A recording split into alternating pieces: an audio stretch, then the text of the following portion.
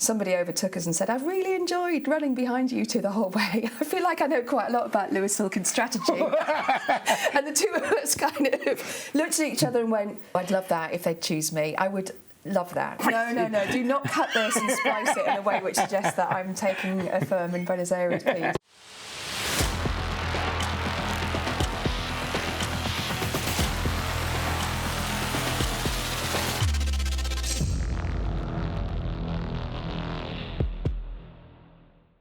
Hello, and welcome to the latest edition of But Is It Legal? With me, Simon Marshall. I'm your host. I'm always your host. I'm the founder of TBD Marketing, and I'm really lucky today to be joined by one of my favourite legal linked influencers, Jo Farmer. No, thank you, Si. Jo, can you tell everyone who you are and what you do? I think it'd be a good, for the few people out there who haven't met you already on the internet. Thank you. I'm Jo Farmer. I'm the joint managing partner at Lewis Silkin. So I've been at Lewis Silkin 21 years, so wow. Not quite man and boy here. I started at what is now Squire Patton Boggs. I am a commercial IP lawyer by background, so I particularly do lots in the media and advertising sector, and I've been managing partner since 2023. Okay, that's great. How did you come to be elected? What was that process like for kind of coming into role? It's elected, like all firms. Yeah. I was uncontested, so I can't be one to tell you about what it's like to do a hustings, like some people have. But it was pretty smooth. What's the thing about the role that's kind of surprised you most that you weren't expecting, maybe going into it? So I think it's the pace, and people might think that I mean by that like pace as in it's full on all the time. I actually mean the opposite. So what I mean is, so obviously it's very pacey in terms of me as a person, like it's always on, you work hard. What I mean is, I think as lawyers, if you get to managing partner, you're probably being quite good at delivery, right? You've got client problems or you've got management problems, and you find solutions and you deliver them and you're done. There's a beginning, middle and end, and you've done it. When you get to managing partner level, it shifts a bit, and the thing that I had to learn quite quickly was sometimes you have to see problems and not jump in to fix them. And you have to let them kind of slow down. Almost sometimes you have to let the heat build a bit before the solution comes to you or to the people that you're managing. And then sometimes you have to work quickly on that. So it's this, like, you use pace as a leadership tool, I think, in a way which I hadn't appreciated before I got into this role. I think that's amazing. My wife says to me, 80% of what you worry about doesn't happen. Yeah, I think that's true. I think there's a management tool there. I've learned to calm down over the years. I'm quite a pacey type as well. And some things just go away, like when you, or diminish. Or other people step in to fix them. So that's the thing that I think as a managing partner you're trying to do is, I think most managing partners want to leave the place in a better place than how they found it. So if you follow that through, you're thinking, even if you're not overtly thinking about legacy, that's a big word, you're thinking about, right, how am I allowing others to learn their own management skills, and how are they learning how to get agency in this and step in? So sometimes your job as a leader is kind of creating the right environment where you're giving enough coaching, you're stepping in when you need to, you're stepping away to let things percolate a bit. And that's just not a skill that you have before you step into this role, I don't think. If you've been a lawyer previously. Yeah. Ray Berg said to me when he took over the role as managing partner of Osborne Clarke that he suddenly found that all the resource he'd ever wanted was suddenly available to him, and he had to use it really wisely. Yeah, that is true. Because he said he had 78 support staff suddenly going, what do you want me to do? And he's like, oh. Yeah, that is true, and you do get a bit of, sometimes you have to be careful that you don't get a view of how things are based on your own experience of using your business teams.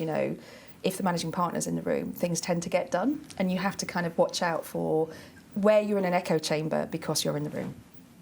Do you find a way of like disintermediating, getting back to the coalface, spending time with people who are like delivering work to clients as well, and like hearing what they're dealing with? Yeah, definitely. So I'm still in the digital commerce and creative team, and I still choose to be as present as I can be in their management meetings and their team meetings, and I speak to clients a lot. So I never want this role to be just management and just the middle and the internal bit. Like I don't think you can be a managing partner without still understanding what the clients want and being quite visible in understanding what the market is requiring of you.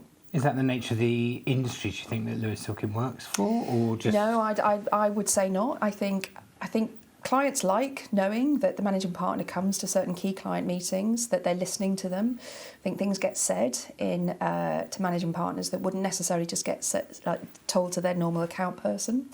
So yeah, I think regardless of size and regardless of industries, it's a really important tool. Yeah, I love that. How do you, and that transition from, deal doing or kind of client partner, as it were, into managing partner, how do you balance that strategy with the day-to-day delivery of what you've got to do with managing partner as well? Is that a new skill set, or is that something you'd already... I'd been on the strategy board before I became managing partner, so I'd had a bit of experience in that, but being on the board is different to actually being the managing partner, definitely. You I think with the board position, you come in, you see what's happening in the board, and then you can kind of like go away and get back on with the day job, whereas the day job is all of that strategy as a managing partner. The bit that I found hard at the beginning was like you could spend all of your time just doing delivery and ops stuff. Like you will never. There's no end to the things that you can be doing. That's very much operational in nature. So you have to be really purposeful and intentional about carving out that time for strategy. This is where having a joint managing partner structure probably helps a bit, because I think Rich Muscella and I have a really good working relationship, and so a couple of times we've done things like we've gone on a hike together. So we've done this. We actually hiked a half marathon. That's when we sort of started thinking about running half marathons. But we'd go on like. It was just in Hertfordshire, not that far from where I live, and we sort of just set off and just started chatting with no agenda. And actually, that hike, we ended up coming back with. Then we went for a really nice lunch, and we ended up coming back before we got too drunk at the lunch with like a list of all the things. And 2 years on, we've pretty much delivered on all of those. We scheduled in the next hike then. We literally say we've run out of things. We're going to have to go on another hike. Rich says don't sign us up for half marathons. So we did lots of half marathons in 2024 for charity. We did them in all of our offices apart from Hong Kong. And we talked a bit of strategy on those brilliantly in the Manchester one. We were running along and we had Lewis Silkin T-shirts on, and at about, mile 11, somebody overtook us and said, I've really enjoyed running behind you two the whole way. I feel like I know quite a lot about Lewis Silkin's strategy. And the two of us kind of looked at each other and went, no, we're okay. It was all pretty anodyne. But that's carving out the silly examples I'm giving is I think you have to deliberately carve out time. And us having a joint partnership does equip us with, like, we're just going to be curious about what the other one's thinking. So you carve out time, you just start chatting. We're very curious, like, how are you approaching this? And then out of that, some magic happens. So you've probably heard me talk about it before. I think it's really important when your amygdala is kind of firing up and trying to keep you in survival mode or fight mode or whatever it might be, to go for a walk and do that thinking as well, to do a run and do that thinking as well. I think your amygdala gets busy making sure you don't trip over. Yeah. And strangely, the logical part of your brain, the analytical part of your brain has got time to work on the problem, sometimes subconscious as well. So I love that idea. Stevenson Harwood partner is Tom, who's asked me to go on one of his morning walks as well, and wherever he is in the world, he'll do it with you as well. Oh, amazing. We should make that happen at some point as well. It should be a bit of a laugh as well. We should. Any other advantages to having a joint managing partner then? Loads. I mean, I don't think it would work. So it's I would never, I often get asked this, obviously we do, because it's becoming increasingly common, I would say. It's not going to work for every structure, and it certainly wouldn't work for like every duo of individuals. So you've got to have a trust, obviously, and you've got to get on, and there's got to be something that's like a yin and yang quality that you can kind of work together. You can't force it. But if you've got that, then what I found is, the fabled thing of leadership of like it's a lonely job. Like it's obvious that as having a joint structure, you on the Sunday night, if something's really terrifying me that we're facing, I've got somebody who's my equal, who knows it all, who's going to approach it with the business first. You can just offload in a way that makes it less lonely. But it's more than that. I actually, quite a few people have talked about Lewis Silkin being quite pacey at the moment. We've grown 20% year on year. There's been a lot of things that have happened. And I think some of that is because we've got this joint managing partnership structure where, we are still competitive. It's like, right, your groups are doing this, right, we're going to do, there's a sort of what's next. Like, I think if you're on your own, there might be some things in your in tray where you look at and you go, oh, that's quite hard. I'll do that next week. If you've got two of us in the characters that me and Rich are like, we'd sort of we're chivying each other along in a good way, like quite a competitive for the business. So yeah, I think the business reaps the rewards at the moment of having the two of us cheering each other along. I think that there's been a lot of talk about innovation over the last few years, and there's been some innovation as well. Any thoughts on that as an industry level, and then also within the firm as well, kind of how innovative are we as a firm? Yeah, there's been a lot of talk about innovation in the industry. I don't think lawyers as a profession are necessarily the best at thinking and acting innovatively. They like safety, they like succeeding, they're not that good at failure. And, to be innovative, you have to have an experimental mindset, you have to embrace failure, you have to run towards things that make you curious about why they failed. That's not a natural bedfellow for either a lawyer or law firms. So we've done a lot of work about thinking about that and trying to make sure that we are. So Rich and I at town halls will always be talking about the curiosity that we want, or the experimentation that we want. One of our values that we talk a lot about is bravery and kindness. And the bravery part is being brave to be entrepreneurial, being brave to take risks and come up with business ideas that, if they're different to what's out there, great, give it a go, but be kind in how you treat your colleagues if they don't first succeed. So it's kind of in our DNA of what Lewis Silkin, the man, what he did, and also some of our founders like Roger Alexander did.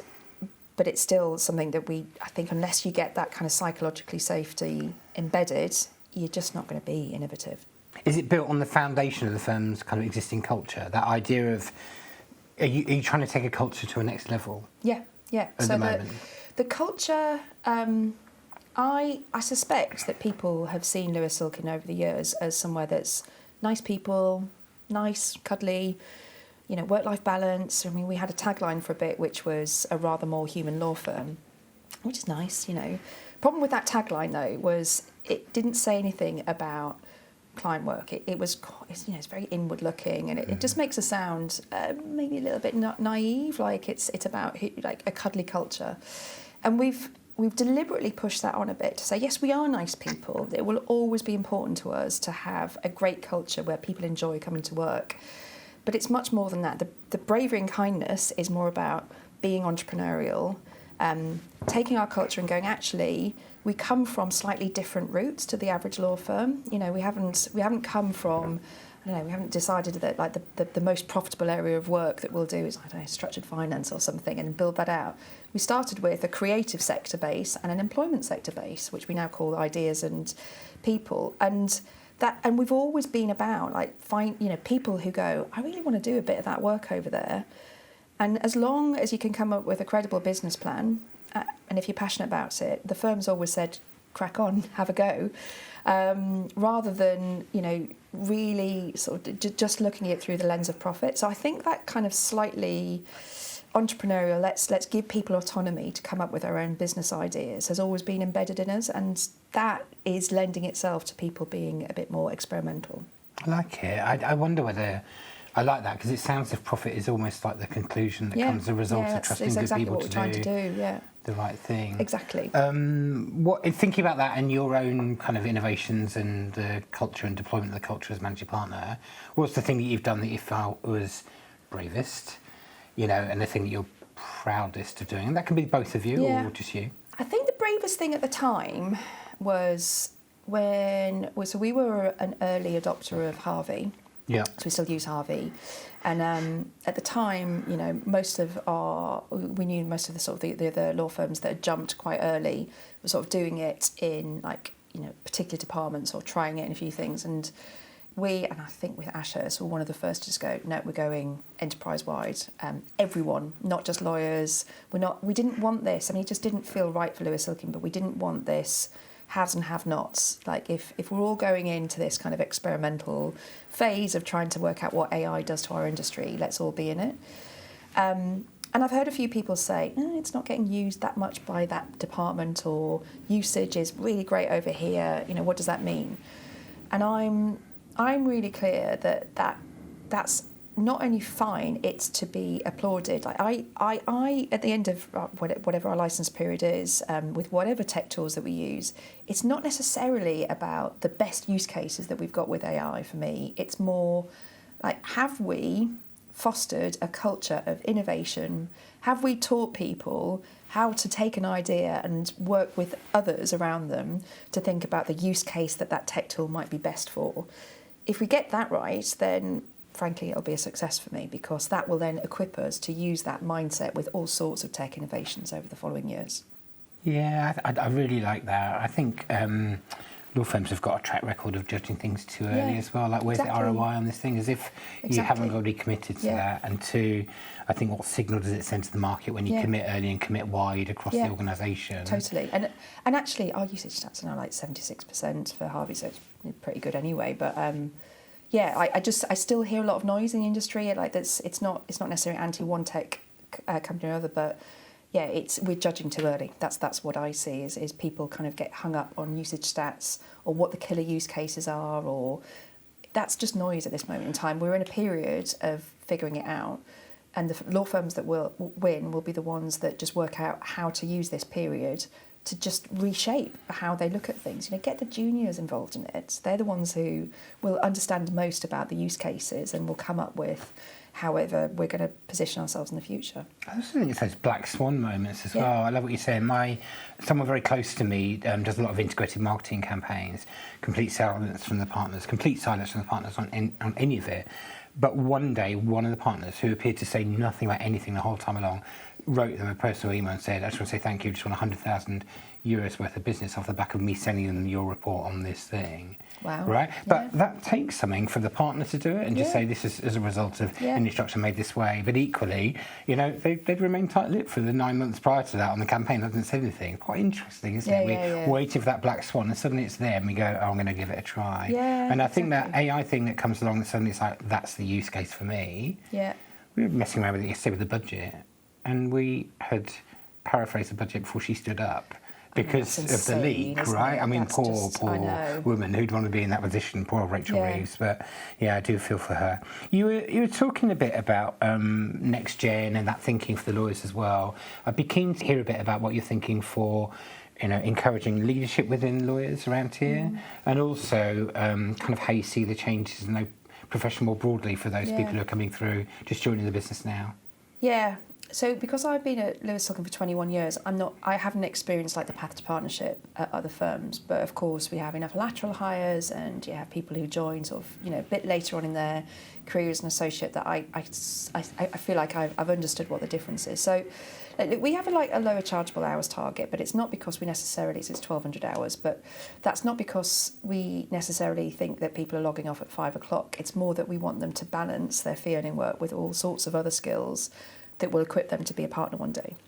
So we're saying from day one of being an associate, actually from when they're trainees, like that extra, you are expected to do this much BD, you are expected to do this much article writing, you are expected to do this much understanding of whether it's legal tech now or it's like the billing process. There's a big wrapper around it. So most associates, when they're looking at partnership, are already doing a fair bit of that kind of path to partnership stuff here. Yeah. I'm not sure that's the case everywhere, because you can't if you've got 2,000 hours. My fear, Joe, is that people arrive within the partnership with a business plan that's been drafted on the basis of, I don't know, I don't want to be horrible about it, but some make-believe to some extent or other. And then we're expecting those people to somehow, whilst they're being a partner and learning that job, deliver against that plan at the same time. Yeah. So you're kind of saying that it's important to you to see those skills be built during the course of the career earlier on. Yeah. Is that because of the strong ties, do you think, to the employment law side of things as well? I think the fact that we have so many market-leading employment lawyers who also advise a lot of the law firms, they are strong voices and strong advocates for the best practice that we see in our industry and others. So that must have seeped into our governance and our structures over the years. So it's hard for me to say like what that influence is, because again, it's just Lewis Silkin. But I think you're right. Like I think that employment base has just meant that we're always listening to what best practice is. We're shaping it and we're bringing it back here. Do you think that there's something in the idea that you've got people one side and ideas people on the other means that your work as joint managing partners has got a thorough examination all the time when you put it to the partners? Yes, is the answer to that, I would say, which is, we've got a highly engaged partnership at Lewis Silkin, regardless of whether they're from the people ecosystem or the ideas ecosystem. There might be slightly different styles of thinking occasionally because of what you just said, but we're at 104 partners at the moment, so we just went over the 100 mark a couple of months ago, yeah, and it's still got that lovely balance of partners who feel they definitely like speaking truth to power, like the people that have no problem in telling me and Rich, what we should be doing or shouldn't be doing. But that's good. You've got to welcome that. You don't want to be in an organisation where there's that distance from the partners. I do have to prep for those meetings.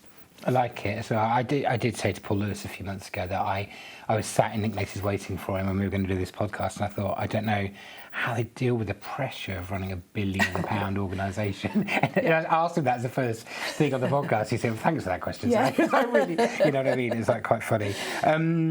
Your practice area though you're on the idea side rather than the people side of the business. Yeah. But you campaigned pretty heavily, I think, on LinkedIn for improving shared parental leave and understanding of it and the use of it as well. What was the rationale and how did it go?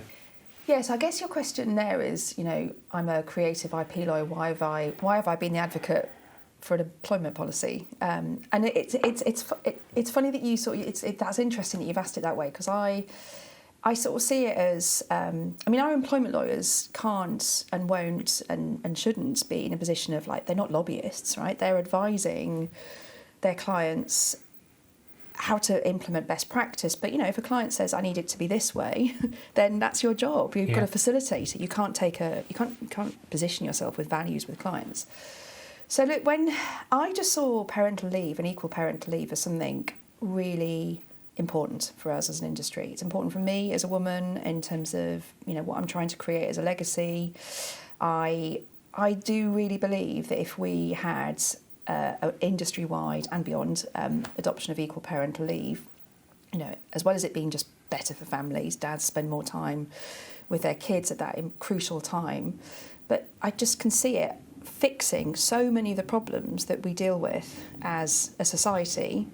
Women having that existential crisis. We all know women who've faced that point in mid-career where they've got young kids, careers taking off, the juggle is just too much, the domestic load isn't shared with their partner. And by fixing the equal parental leave, I'm convinced it will really affect all that, because it will be a shared burden. Dads will just be much connected to the family. You won't be assuming that it's the woman who gives up a job. I just think it will radically transform gender equality, our path to partnership for females. I think it will fix all of it. So when this came out, and it wasn't my idea, there's a group of people in our gender group who take credit for pushing the agenda for this, but it was just as I was coming into management, and I said, I'm going to say something about it on LinkedIn. I'd already started experimenting with LinkedIn a bit more, and I'd started getting a bit more visibility. I did an experimental post about parental leave, and it went quite viral. And I'm going to shout somebody out, actually. She's called Steph K, she was in our gender group. She is in our gender group. So she was instrumental in this policy. But the reason why I'm calling her out is she's my person on LinkedIn who, if ever I'm putting a post together that's maybe a bit personal, maybe it's something, it's like a new, on this it was, should I say something about equal parental leave in this campaigning way? She is my trusted person. She's an associate, but I just really trust her. And probably about 4 or 5 times I've sent my draft to her and said, what do you think? And she'll tell me, whether it's go for it, or are you sure you're ready to say something as personal as this, when I was talking about, social mobility or something like that. So shout out to her both for the parental leave policy, but also being my cheerleader behind the scenes on big LinkedIn posts. So anyway, the parental leave posts went mad. And it's great. We have so many law firms now contacting us because we've offered the policy on an open source basis. So I don't see it as it's an employment policy and like, why am I'm not commenting as an employment lawyer. I'm here as a leader, a female leader in particular, saying, let's change this. I mean, I think I've told you, but we use it in our training materials now. Do you? I didn't know Yeah, that. it's really important to me that I think the sector needs more advocates for the things that are important to its client base. I think that if we look to the States, I think there are great things about that legal system that we don't have. There's some things that we've got great that they don't have, right? But one of them is that they will fight for their clients in areas that are important to them and their clients.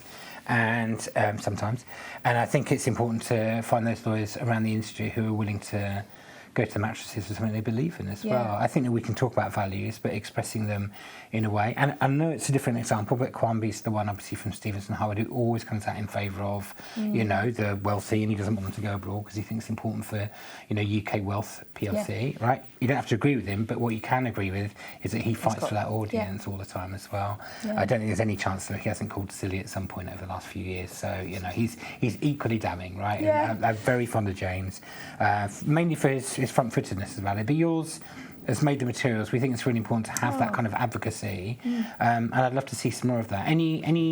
What would you say to someone else who was thinking about advocating a position? Is there anything that it sounds like part of the cocktail's got to be, it's got to be personal? Yeah. So, I mean, somebody said to me the other day, like, in fact, I've had this comment quite a few times. Oh, who writes your posts? I'm like, are you serious? You know, I just don't think if you had like an agency or a marketing person, there's just no way you would get the authenticity. I hate that word, but you know, it's the kind of the passion that I've got for that is because I'm writing it and it's coming out. We know it's you. Yeah, there's no way. Yeah, you know, it couldn't possibly be outsourced to somebody. Listen, I've ghostwritten for Lewis for years. But it's something I still would discourage people from doing from LinkedIn. I just wouldn't do it because I think it's such a public expression of who you are. I think if you were trying to encourage someone to get going, I could see how it might be helpful in those early stages. Yeah. But like riding a bike, at some point we've got to let go of the hand and balance is what you find when it's just you doing it, right? Yeah. So for me, I never, and I still don't set out for reach or hits or likes or, you know, and I think you do have to have that mindset of like, you're doing it for a reason. So for me, there's, you know, one was the parental leave. The other is, you know, I do talk about Lewis Silkin and I try and mix up the stuff around me as a female leader. So I've talked a lot about, you know, what it's like, trying to debunk myths about what it's like to be a woman in leadership. It drives me mad that like I still get asked by men all the time, how do you do it all? You know, how do you balance being a mum and this? It's like no one's asked a man that, as far as I know, in the same frequency at least. And you know, I did a post about that, which was great to see the amount of female leaders, particularly female managing partners, because there's a few of us now who verified what that's like. So I do that kind of post. I do the kind of parental leave. I do stuff around social mobility, so quite personal stuff, interspersed with some stuff around Lewis Silkin. And I didn't set out to do that, but I think what I've learned in the rearview mirror is you've got to do things that you believe in.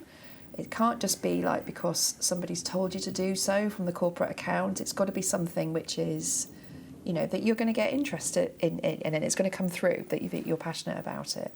I don't know whether you're like that. I'll say this, but I don't listen to all the stuff around the algorithm and when to post or like how often to post, because that doesn't really matter. Like I haven't really posted this much this quarter. It's fine. You know, it's not. It's never. I think if you chase the viral nature of it, you're probably going to lose. Like you probably can put a strategy around it. Like, but I think just go for the content that you like. Yeah, I think there's a little bit of nuance in there. What would I say? I think when you're getting going, I think it's nice to have a little bit of a cadence to things, and I'd encourage people to do it maybe once a fortnight. I'm really chill about that nowadays. If you do once a month, great. Once a fortnight, even better, right? Any more than that, you're probably too much, right? But I do think that having some candour with yourself about what you're doing, what you're committed to, and why you're doing it, and what the rationale is for doing it, is part of it. And so if you can, what I'm really trying to get people to do is use it as a gym to go to learn how to be greater BD, client-facing, winning kind of people, or great networkers internally. Because I think for those people starting out in their careers, and we're going to cover this in the session that we do at Norton Rose in January, that we think that people should use it differently at different stages of their careers. Yeah. I'm not saying you shouldn't do things at certain stages. If you're further ahead, then great. But if you want to consolidate, I'm well connected. I'm at Lewis Silkin, and the first 2 years as you're a trainee, go for it. Right? That is a really good thing to do. And so, but we train people as if they're cookie cutter. Yeah, that can't be right. Yeah. And asking managing partners to do it more than 6 times a quarter. It's just too much an ask, right? You've got a business to run here, and I completely respect that as well. Yeah. But those who do it no times, I feel like they're missing a trick still. Yeah. Tell you what you've just said reminds me that tell you what I find. So obviously I post probably about on average once a week, and then there's times when just the day job takes over, and I find that I've gone like 2-3 weeks and I haven't posted anything at all. I actually sometimes find it quite hard to step back on the LinkedIn kind of post. There's something about, finding your rhythm again and finding like the content idea or whatever. If you don't do it regularly, you can fall into a 1 week becomes 2 weeks, becomes 3 weeks, becomes 4. So there is something about like committing to yourself to say, I'm going to post regularly. Yeah. Yeah, we have a joke at maybe saying at TBD, which is like the role requires it. Yeah. Not in a overly stressful way, but I'm not a massive fan of public speaking. Yeah. But the role requires it, right? So I look at it and go, okay, well, there's a version of Psy called TBD Psy, and it exists to kind of like serve the business, as it were, like that. And I think sometimes you have to go, I don't want to stare at a blank screen for an hour and a half thinking about LinkedIn posts, but equally, if I'm not feeling it, I'm going to walk away from it. But at some point this week, it might be an idea to post, as it were, as well as a leader. And I think there's a balance there, isn't there? Yeah. Yeah. One of my friends, she used to work at a bank, and her boss was at the bank, and the thing that he did that made the biggest difference to his team every week, because they were all over the country going in and seeing wealthy people and working face to face with them, was he sent out an email. But he used to take like 3 or 4 hours a week on preparing this one email that went to everyone telling about the week that was.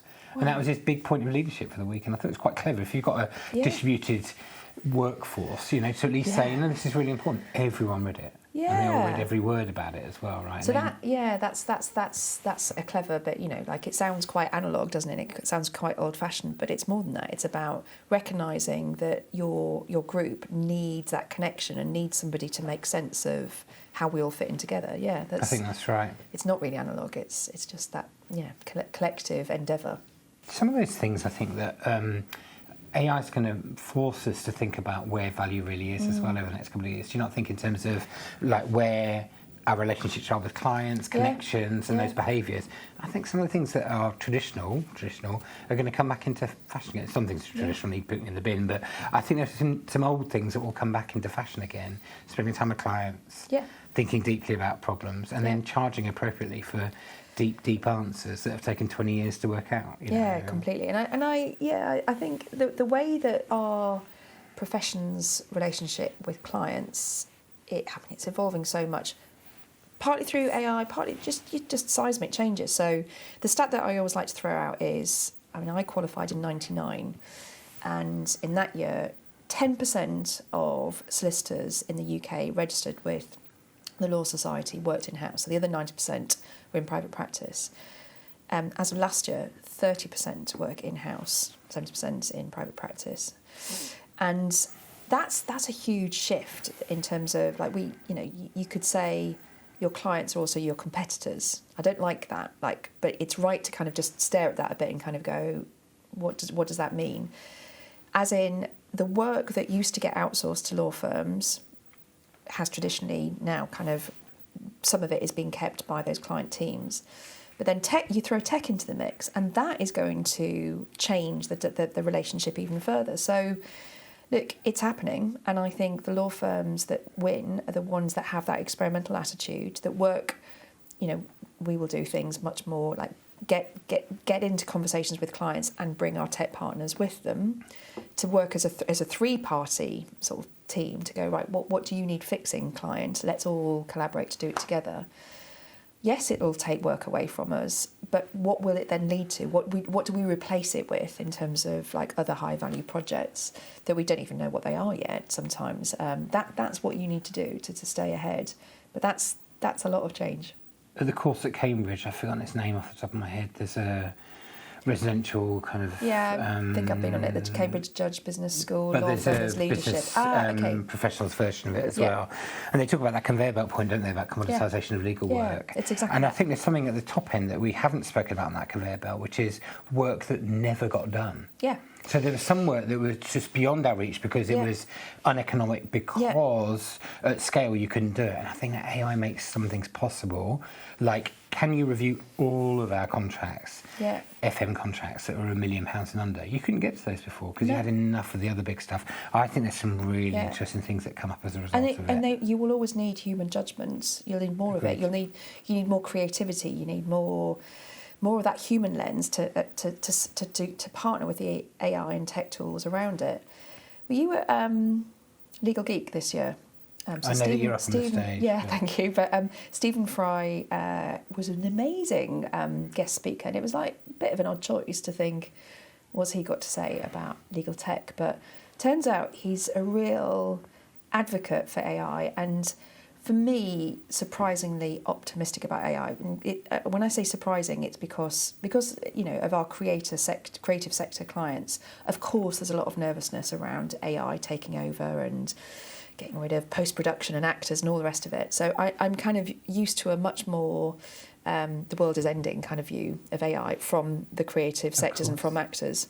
Stephen Fry was an outlier who gave these, in a very Stephen Fry way, gave a really thoughtful, considered, optimistic view of what AI is going to do. And he just gave some examples of history, and he said, what he encouraged us to do is think of, like, we're in the foothills of the Industrial Revolution, and we don't yet know where it's going to take us. But, when we used to do, like, digging of canals by hand, and the Irish would come over and be navvies, we didn't bemoan the fact that job ceased to exist when we discovered machinery. There used to be a job of being a legal clerk, like painfully kind of writing out contracts with beautiful calligraphy. When the printer came around, we didn't look back on the fact that job left. And yes, jobs are going to change, and some parts of what we currently do will no longer be done, but what does it equip us else to do? And he then sort of like picked up a water bottle and threw it from like hand to hand. He said, AI can never do this. AI can never do all sorts of things that you need the human endeavour to do. So, I'm an optimist. I think you have to be an optimist to be in a managing partner role, and I think you have to be slightly excited, or very excited at least, by the change that's coming. And I made a point on that panel actually about, I think that of all the managing partners that I meet at various functions and on stages and stuff, we all seem to be quite optimistic, excited by change. We run towards change rather than like being fearful of it. And I think there's something about, because they're all elected positions in law firms. So law firms have a habit of electing the person that's going to do the job for them at this moment in time. So I think 10 years ago, probably the breed of managing partners weren't like this current breed of managing partners. But what I'm observing is there is a common trait, which is that I'm excited by it. Maybe they're just the ones who turn up for speaking events. End up on the panels with you instead. Where's my statistical? That's your bubble. You are such a stats man. You might be right. I know. I think there's that optimism though. It's huge, isn't it? As well. I know you've heard me say it before, but I think a lot of them are employment law or employment law adjacent as well. I think there's a really good reason for that. I think that if you're going to have a private equity managing partner, you're going to get the results that you expect. Yeah. If you're going to have a project finance one, things may take a while, right? Yeah. So I'm just thinking, do I know anyone who's a finance manager? Look, there's nothing wrong with any of those things, right? They can take a long-term view of those things. Well, nothing wrong with it, but I'm just saying that you get the managing partner you elect, and you please go and look at the practice area they're working in as well, because it will inform some of what you get as well. Litigators, are a certain type of managing partner. Let's put it that way as well. Right. So it's good. What is one belief that's changed since you've become managing partner? I want to say the billable hour, but it's still there. It's kind of, I think AI will change eventually, the billable hour, and like the idea that we measure everything in time. We're still quite slow as an industry. I mean, I'd say probably as a firm, more than 60% of our work now is just fixed fee, but disputes still charged by the hour. I feel like it's, Richard Susskind has been quoted as like, saying that it's the death of the billable for like, what, decades? One day it'll be right. He's had a career out of it. He's done quite well. So I'm going to posit an idea to you. I think it serves a really good purpose, right? I've been a client recently. Yeah. And I think it keeps people honest. I think it keeps good people honest, and they work hard, lawyers in my experience, to that time. And they know what they're paid by the hour, so they get on and do stuff. And then secondly, I think that all clients want value billing until the very moment in which they get served with a value bill, and then they want to go back to the billable hour because it's expensive billing on a value basis. Yeah, I do get right? That. So, look, I think what we're going to see is a change in that mix, and we have. Yeah. I wouldn't be surprised if it diminishes. Yeah.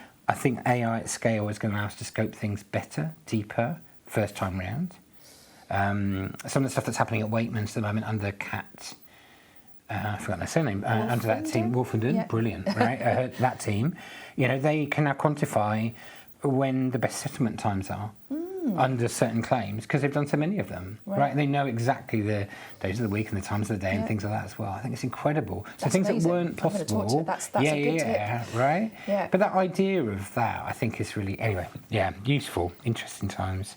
If you could delete one tired law firm cliche from our repertoire, which one goes first? There are loads of them. I'm going to struggle to give you one.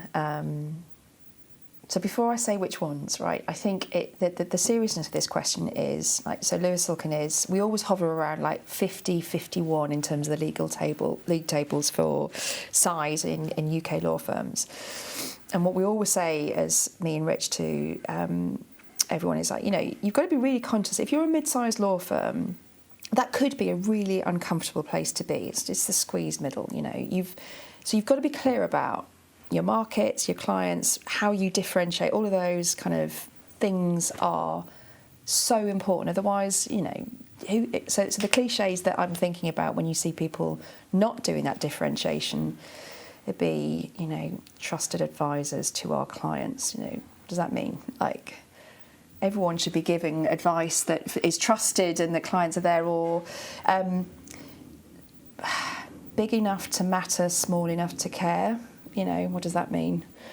This means that you're middle-sized, It's a justification for the middle-sized, isn't it? Yeah, Maybe exactly. It doesn't really say anything about the clients, does it? But is Lewis, do you mind me asking, Yeah. is it really two boutique law firms? No, I don't think so. I mean it in the nicest possible way. I don't mean it horribly, but I think there's we would have, before the current iteration of the strategy, I think you could have made a case for that. Right. So we used to call it divisions. So we had the employment rewards incentive division. We had the creators, makers, innovators division. Right. And you could have made a case for that. I think in the last 3 or 4 years, we've done so much work. So we got rid of the divisions because guess what? They're divisive, right? Divisions are divisive. So it's more like a one firm strategy. And ideas and people as a strategy is to bring us together, working out how they all fit together.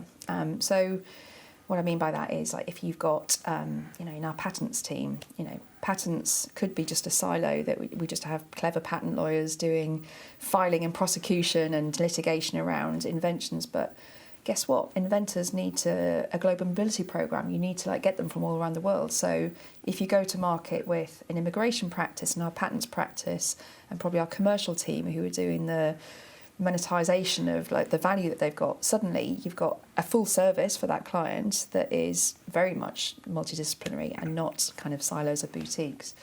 So we do everything that a full service firm would do, but we just know what we're good at, I'd say. Maybe that's the cliche that goes in the bin. Maybe that's the one that I throw in the bin then after today. I'm fine with that as well. It was genuinely meant as a positive. I think that we're going to see the emergence of some super boutiques over the next few years. Yeah. Imagine if you took Sackers but chose some other practice areas. I think we are going to see that over the next few years. Yeah.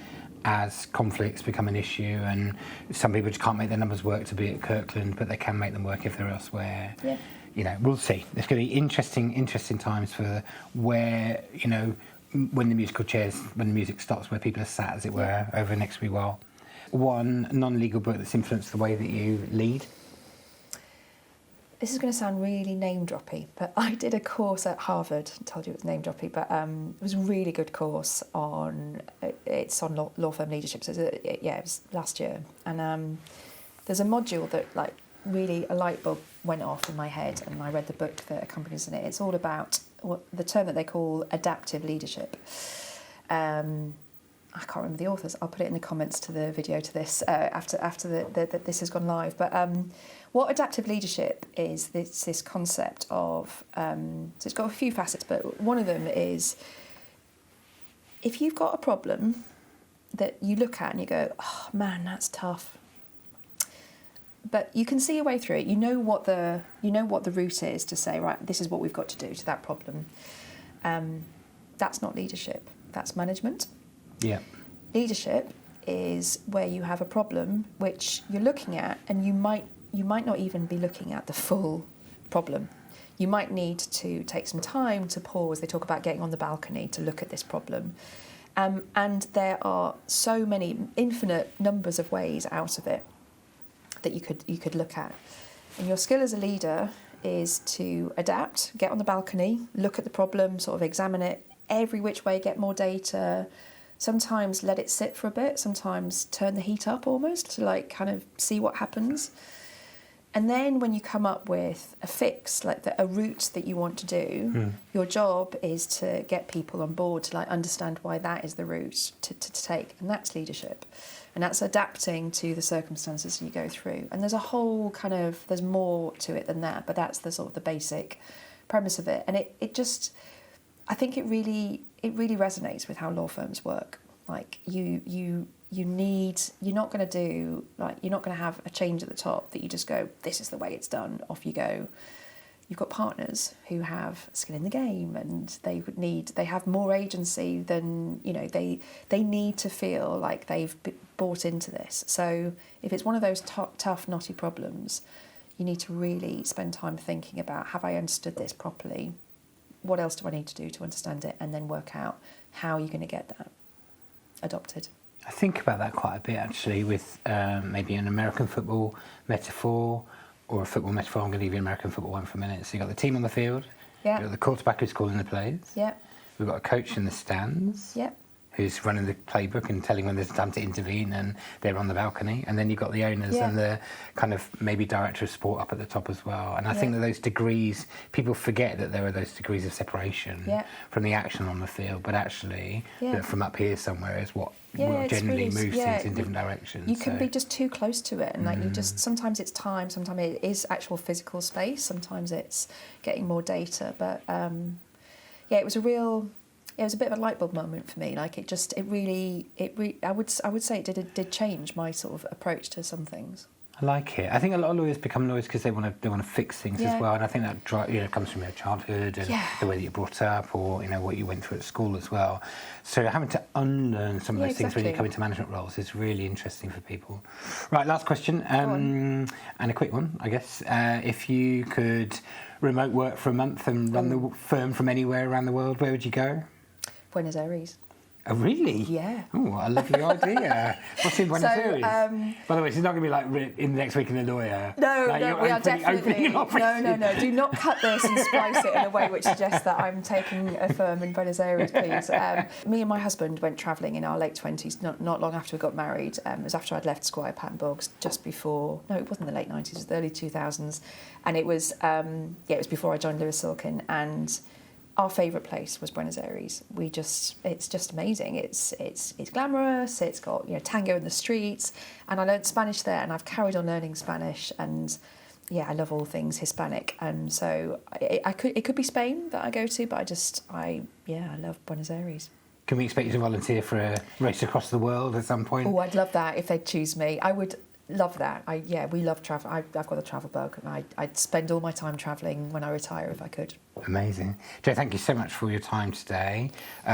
It's been a brilliant episode. I've really enjoyed it as well. I think you give off structure, strong sense of like who the firm is from how you kind of comport yourself and the things that you talk about as well. It's really interesting to see a managing partner who is like part of the identity of the firm or reflects it as well. So thank you for giving us a quick tour of your thoughts and Lewis Silkin as well. If you've been watching this episode and it's one you'd like to share with others, please do. If you've watched it and you don't subscribe, please subscribe. That'd be great. And if you don't already follow Joe on LinkedIn, I would genuinely encourage it. It's a good idea to make sure that you hear what's going on at the cutting edge of law firm leadership. So, yeah, thanks again, Joe. Thanks, Si.